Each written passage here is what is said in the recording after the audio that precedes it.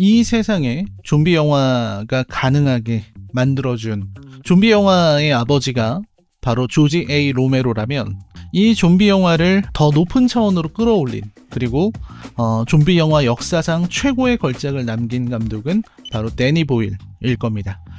데니 보일이 만든 28일호는요 그야말로 좀비 영화계의 어떤 마스터피스, 이렇게 부를 수 있을 것 같아요.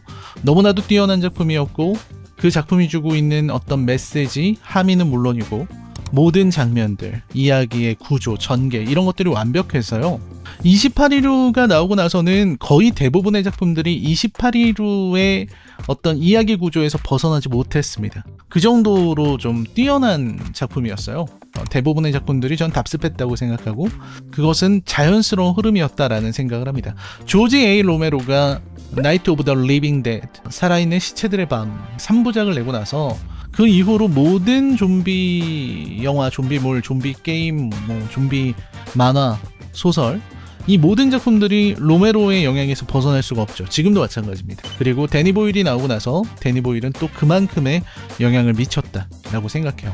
그게 바로 28일호입니다. 이미 리뷰를 했기 때문에 길게 말씀드리지는 않겠습니다. 그리고 나서 28주가 나왔죠. 28주는 28일호에 비해서 굉장히 낮은 평가를 받은 작품이에요. 근데 이것도 전 말씀은 드려야 될 것 같습니다. 28주 후가 28일호의 후속작이 아니었다면, 28일호가 가지고 있는 어떤 신화의 한 부분에 속해 있지 않았다면 28주 후 역시 좋은 작품으로 평가가 됐을 것이다. 저는 그렇게 생각합니다. 그러나 안타깝게도 28주는 28일호의 후속작이었고 28일호의 그 위대함을 따라가지는 못했죠. 하지만 그래도 좋은 영화예요. 재밌는 영화라고 생각을 합니다. 그리고 마침내 28개월 후가 나올 것이다, 이런 이야기들을 분분했었어요. 왜냐면 이 28일호라는 작품이 너무나도 완벽한 작품이었기 때문에 후속작을 기대하는 마음들은 모두에게 있었죠. 그 이후로도 좋은 좀비 영화들은 나왔지만 그 어떤 작품도 28일호에 비할 수 없었기 때문입니다. 그리고 그가 돌아왔습니다. 28년 후로요. 지금 시간으로 보면은 진짜 28년이 지난 건 아니지만 어쨌든 20년 이상이 지나서 후속작을 내게 된 겁니다. 그리고 28년 후라는 작품인데요. 이 작품을 저는 좀 미리 봤고 이제서야 리뷰를 하게 됐습니다. 보면서 정말 많은 것들을 느꼈고 많이 생각했고, 그리고 데니 보일에 대해서도 생각하게 됐어요. 그래서 이런 부분들을 좀 말씀드리면서 좀 논의를 해보려고 합니다. 특히 이번 28년 후를 보러 가시는 분들에게 제가 말씀드리고 싶은 것은 이 작품은 3부작으로 예정되어 있다는 겁니다. 그래서 지금 이게 트릴로지의 1편이에요. 트릴로지의 1편. 그래서 1편이기 때문에 사실 당연히 2편, 3편이 나와야만 더 좋은 평가 혹은 더 정확한 평가를 할 수 있는 것은 맞습니다. 그래서 그 부분을 좀 말씀을 드리고, 이게 트릴로지가 잘 될지 안 될지 모르겠습니다. 어쨌든 제가 볼 때는 굉장한 야심 그리고 굉장한 도전을 했다라는 부분만큼은 분명해 보이고요. 그리고 제가 좀비물의 역사 관련해서 올린 영상에서도 말씀을 드렸지만 좀비물의 가장 큰 문제점은 뭐냐, 좀비 시리즈는 뒤를 말하기가 어려워요. 대부분의 좀비 영화, 좀비 만화, 좀비 소설 이런 좀비물들은 좀비가 시작되는 순간을 그려요. 좀비가 바이러스로 탄생하든 뭐로 탄생하든 간에 처음에 좀비가 발생하고 그 좀비가 다른 사람을 몰고 숫자가 막 늘어나고 사람들은 속수무책으로 당하고 주인공 일행은 도망치고 막 이런 장면들이 재밌잖아요. 그래서 초반부를 많이 그립니다. 그리고 후반으로 가면서 힘이 빠져요. 왜냐면 뒤로 가면 갈수록 이야기를 그리기가 어려워지거든요. 왜냐면 좀비물에 대해서 국가가 어떤 식으로 기능이 마비되는지 이런 부분들을 잘 설명하지 못하기 때문에 뒤로 갈수록 힘이 빠질 수밖에 없습니다. 그 뒷이야기를 어떻게 그려야 되는지에 대한 레퍼런스도 없어요. 그러다 보니까 많은 작가들이 상상력을 항상 초반부에만 집중시키죠. 그리고 요즘 뭐 상상력보다는 이제 클리셰로 다 하니까 그런 상황인데, 지금 데니 보일은 좀비가 탄생해서 28년이라는 시간이 지난 후에 얘기를 하려고 하는 거예요. 그러니까 이거는 사실 좀비 장르에서는 굉장히 찾기 힘든 시도입니다. 그리고 데니 보일이니까 할 수 있는 시도라고 생각하고 보여줄 것이 굉장히 많지 않겠느냐, 도대체 어떤 이야기를 준비했을까, 이런 부분에서 저는 굉장히 기대를 많이 하고 봤습니다. 제 리뷰를 보시고서 영화관을 갈까 말까 고민하시는 분들이 있다는 것도 제가 알기 때문에 결론부터 말씀드리면 저는 실망했습니다. 어째서 데니 보일에게 그리고 28년 후라는 이 제품에 실망하게 되었는가, 그리고 왜 트릴로지를 걱정하게 되었는가, 이 부분에 대해서 말씀드리도록 하겠습니다. 여러분, 이제부터는 치명적인 스포일러가 포함되어 있으니까요, 감상에 주의하시고요. 그리고 리뷰 시작하기 전에 한 말씀 드리겠습니다. 여러분, 저의 새로운 책 인생영화 20일이라는 책이 있습니다. 이 책이요, 이제는 교보문고에서도 구매를 하실 수가 있습니다. 이제 뭐 네이버에서 인생영화 20일만 치면은 네이버 북수로 제일 상단에 뜨고요. 책을 사시면 여러분들에게 좋고 저에게도 좋고 모두에게 좋으니까요. 여러분, 책 한번 구매해 보시는 게 어떨까. 저의 인생영화 20일 정말 열심히 썼고요. 여러분, 2권 사시면은 더 좋은 일이 생길 겁니다.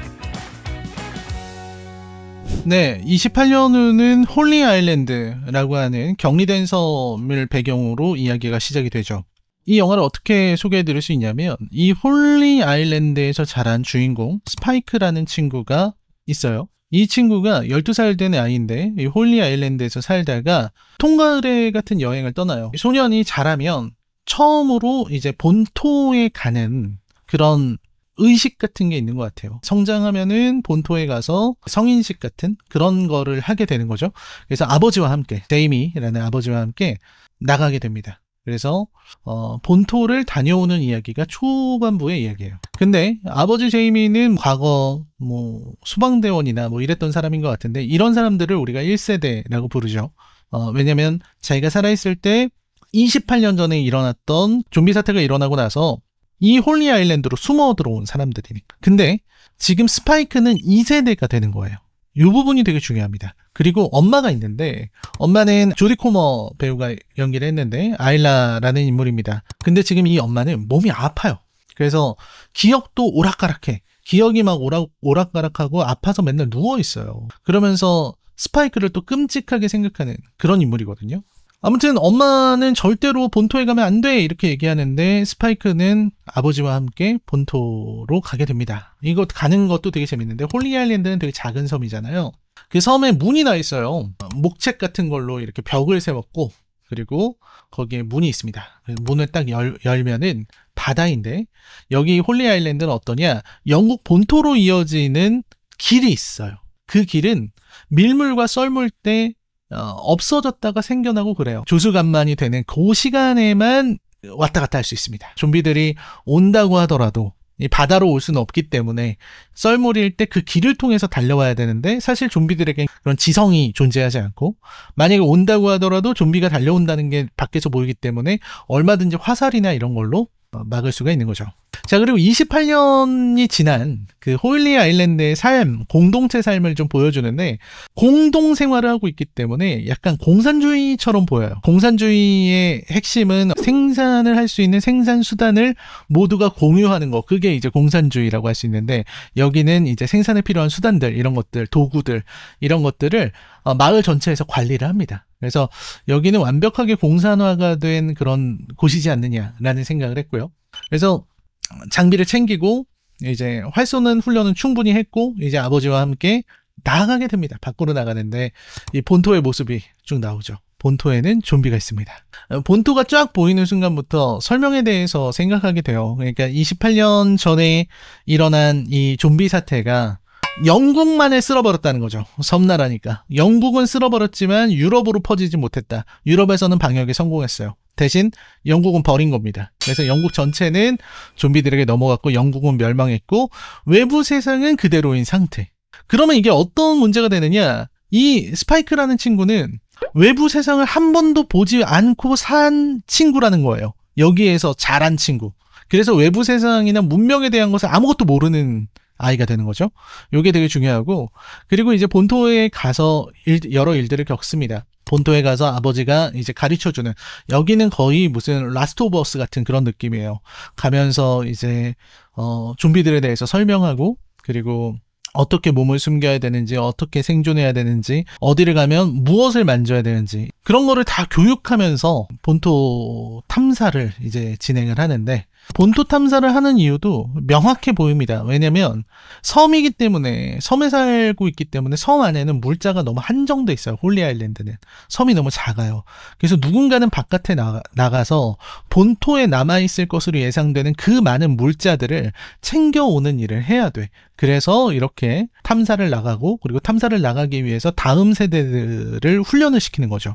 그런 상황에서 이제 재미난 일들이 벌어지기 시작합니다. 감염자들이 나오게 되는데, 감염자가 여러 종류가 있어요. 우리가 알고 있는 기본 감염자가 있고, 그 다음에 알파라고 부르는 감염자가 있습니다. 부르는 이름들이 좀 다른데, 어떤 알파라든지 뭐 삼손이라든지 뭐 이런 거고, 그리고 이제 슬로우로우라고 하나요? 좀 기어다니는 그 사족보행하는 그런 감염자가 나와요. 그래서 이 부분이 되게 좀 의미심장한데, 저는 보면서 그 부분에서 좀 깜짝깜짝 놀랐어요. 일단 첫 번째, 감염자가 많은데 그 감염자들이 쭉 서 있는 모습들, 감염자들이 막 뛰어오는 모습들에서 여전히 이들이 살아있다는 것에 굉장히 놀라움을 느끼게 됩니다. 그리고 주변에 있는 짐승의 시체, 이런 걸 보면서 감염자가 생존할 수 있다는 걸 보여줘요. 왜냐면 처음에 본토에 들어가니까 동물들의 천국이 된 거예요. 사슴이나 이런 애들이 막 뛰어다니는 모습을 보여주거든요. 그러니까 인간이 없어지니까 당연히 동물이 번창할 수 있겠죠. 그러면 감염자들은 뭐냐? 그런 동물을 사냥해서 잡아먹는 포식자의 위치에 있게 된 거예요. 그리고 저는 그걸 보면서 감염자들이 달려들어서 사슴이나 뭐 이런 애들을 잡고 그거를 생으로 뜯어먹으면서 이제 생존을 하고 있다는 거잖아요. 감염자들이. 그 부분에서 좀 많은 생각을 하게 됐던 것 같아요. 요거는 조금 천천히 말씀드리고, 그리고 이제 슬로우로우나 알파 이런 개체를 보면서 많은 생각을 했습니다. 슬로우로우는 이제 네 발로 기어다니면서 보면은 느려요. 느릿느릿하고 몸은 엄청 뚱뚱하고, 그리고 여러 기능들이 퇴화된 것으로 보여요. 소리 듣는 거라든지 달리는 거라든지 뭐 시야 이런 것도 굉장히 줄어든 것으로 보이고, 땅을 기어다니면서 지렁이 같은 거를 잡아먹습니다. 땅속에 있는 벌레들을 먹으면서 다니는 그런 존재가 된 거예요. 물론 물리면 감염되겠죠. 그래서 그런 식의 진화를 했다. 28년 동안. 그리고 알파라는 개체가 등장했다. 알파라는 개체는 이 분노 바이러스를 마치 뭐 아드레날린처럼 그게 반응해서 덩치도 엄청 커지고 힘도 굉장히 강해진 개체. 이런 알파라는 개체가 나왔습니다. 그리고 지금 말씀드린 좀비의 종류가 다예요. 이걸로 끝입니다. 그래서 그 이상의 좀비가 존재하지 않는다라는 게, 물론 이제 이 영화가 다 보여주진 않았지만 저는 그 부분에서 좀 놀라움도 느꼈고 실망도 많이 했습니다. 저는 데니 보일이 그 28년간에 벌어진 사건과 이야기들을 조금 더 짐작할 수 있게 해주지 않을까라는 생각을 했어요. 그리고 좀비의 진화에 대해서도 조금 더 많은 이야기를 해주지 않을까라는 생각을 했습니다. 알파 같은 존재는 우리가 쉽게 예측할 수 있는 거였잖아요. 반면에 이제 바닥을 기어다니는 슬로우로 이런 것들은 정말 멋진 표현이라고 생각했어요. 근데 이 정도에서 끝날 것인가? 라는 생각을 많이 하게 되는 거죠. 28년 동안에 바이러스가 어떤 식으로 변형됐는지, 그리고 여기에서 살아남는 감염자들은 어떻게 살아났는지, 이런 것들을 좀 더 설명해 주길 바랬다 라는 생각을 했거든요. 영국이라는 나라가 야생의 늑대나 맹수들이 살기 어려운 환경이라는 것에 굉장히 동의하고, 하지만 들개 정도만 돼도, 사실 들개들은 많이 발생할 수 있는 그런 환경이라고 생각하거든요. 근데 그 들개들이 있다고 한다면 슬로우로우들은 그냥 살아남기가 어려울 텐데 어떻게 저렇게 될까라는 생각도 들었고요. 두 번째로는 어쨌든 이 작품에 나오는 감염자들은 결국 인간이 조금 강화된 정도의 스펙이기 때문에 대형 야생동물들을 잡아먹기가 쉽지가 않을 거예요. 그래서 그런 부분에서는 어떻게 이게 가능해졌냐 이런 생각을 하게 되는 거죠. 물론 그런 거는 이제 알파가 사냥을 하겠지만, 그래서 그런 부분에서 좀 아쉬움이 있었다라는 거고, 어쨌든 초반부에 제이미가 스파이크를 데리고서 탐사를 나갔다가 돌아오는 장면까지는 저는 정말 재밌었다고 생각해요. 그리고 알파가 이제 제이미와 스파이크를 따라서 막 따라오는 장면이 있거든요. 미친 듯이 뛰어오는 장면이 있는데, 처음에 그 바닷길을 보는 순간에 분명히 이런 일이 있을 거야 라고 예상을 했지만, 예상을 했음에도 불구하고 굉장히 긴장됐다라는 말씀을 드릴 수 있을 것 같아요. 그런데 문제는 그 다음부터입니다. 주인공인 스파이크 이 친구가 금쪽이가 돼가는 과정. 요즘 말로 하면 금쪽이고요. 말 안 듣는 사춘기? 소년이 돼가는 과정을 그립니다. 근데 이 부분이 저는 정말 너무 힘들더라고요. 견디기가 좀 힘들어서 아니 데니 보일이 어떻게 이런 걸? 그런 생각을 좀 많이 했습니다. 제이미가 다른 여성이랑 바람피는 거를 봤죠. 축제를 하고 막 술을 먹고 이렇게 나오다가 정신이 이렇게 없는데 자기 아빠가 다른 여자랑 놀아나는 걸 봤어요. 그럼 그거 봤으면은 뭐 잠자고 있거나 따지거나 하면 되지. 칼을 들고 아빠를 쫓아내요. 전 거기서부터 이건 무슨 전개지라는 생각했어요. 아무리 그래도 12살짜리 애가 칼을 들고 아빠가 바람피는 거 봤다고 아빠한테 칼을 들이대면서 우리 앞에서 사라져 이렇게 꺼지라고 라고 말하는 부분에서 이건 뭐지? 라는 생각을 많이 했고요. 그리고서 제이미가 떠나고 나서 스파이크가 의사의 존재에 대해서 이야기를 하면서 이제 아일라 엄마를 데리고 마을을 떠나는 장면에서 저는 좀 기겁을 했습니다. 엄마가 아프고 몸을 제대로 가누기 어렵고 정신도 오락가락 하는데 그 엄마가 아프다는 이유로 의사에게 보여줘야 된다면서 엄마를 데리고 본토로 가는 거야. 엄마는 여기서도 살기 힘든데 본토로 데려가요. 그 부분에서 아무리 어린애라 판단력이 부족하다고는 하지만 이건 너무나도 자기적인 전개다. 이거는 너무 억지 전개다. 게다가 스파이크가 하는 행동을 봐요. 가면서 불 지르고 가잖아요. 창고에 불 지르고 가거든요.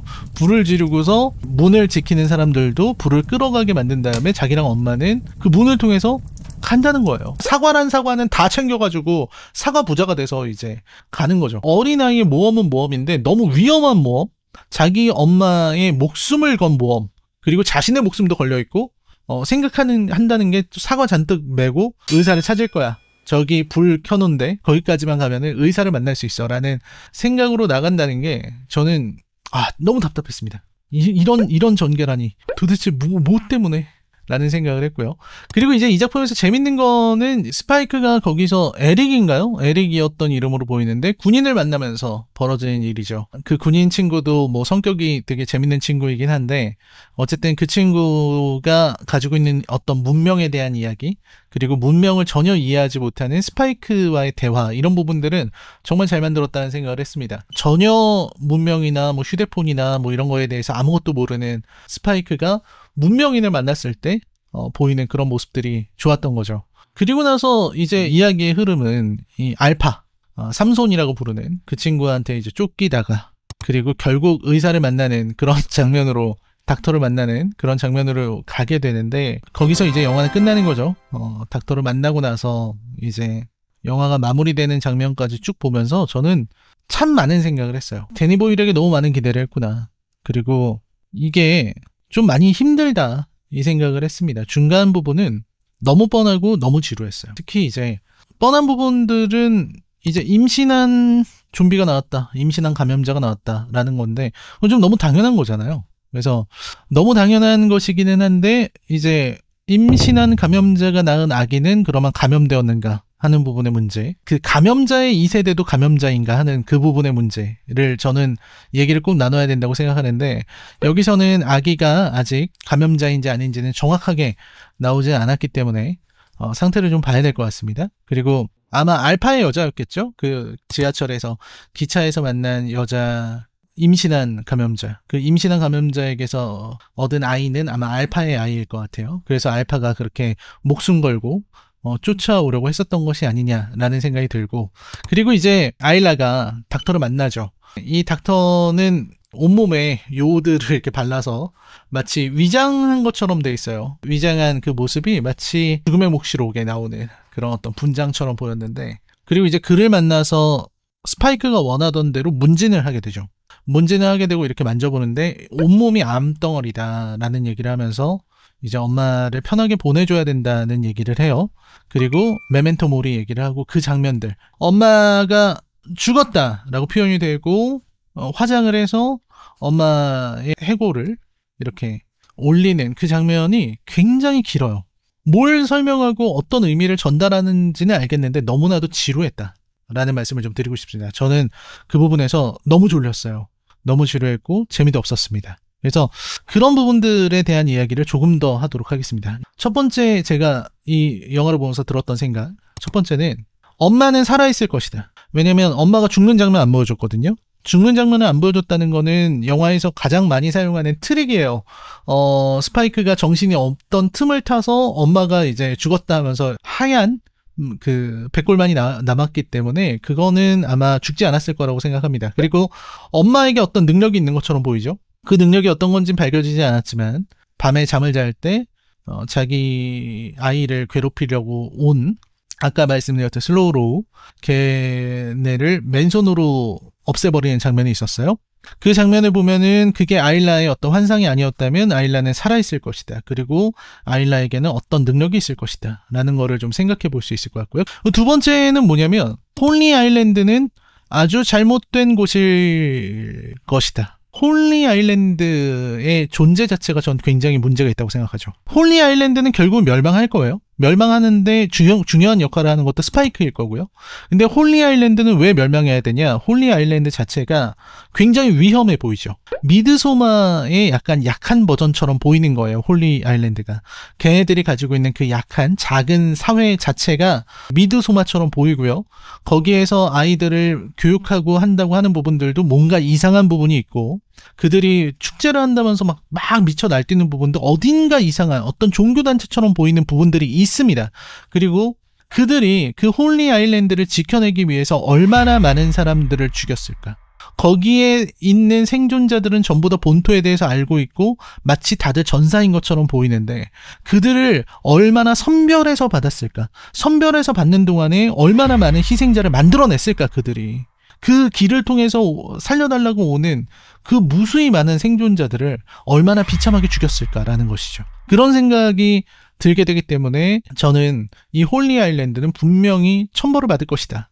그리고 그 이유가 밝혀질 것이다 라는 거고, 두 번째로는 저 홀리 아일랜드에는 또 다른 출구가 있을 거라고 전 믿고 있습니다. 그 정도는 나와줘야 된다. 그러니까 홀리 아일랜드는 아마 앞에 있는 길만 있다고 생각하겠지만 그 안에는 어떤 비밀이 있을 거예요. 뒤로 백길이 있다거나 어쨌든 그런 여러 가지 요소들이 홀리 아일랜드 안에는 숨겨져 있을 거예요. 그리고 세 번째는 마지막에 만나는 목사 아들 지미는 모든 걸 알고 있어 라고 생각하는 그 인물인데, 그들이 등장하면서 마치 작품이 갑자기 좀비랜드로 변해버리는 이런 황당한 부분들이 있었어요. 그래서 저는 이거 보면서 뭘 하려고 하는지는 알겠는데 정보를 너무 안 풀었고요. 이 작품 전체가 28년 후가 하나의 비기닝, 그러니까 트릴로지의 비기닝인데 영국 본토에 대한 정보도 너무 안 풀었고, 그 다음에 본토에 있는 좀비들이 어떤 애들이 있는지도 잘 안 풀었고, 그리고 우리 편에 대한 비밀들도 풀지 않았고, 그 목사와 그들이 어떤 능력을 갖고 있는지에 대해서도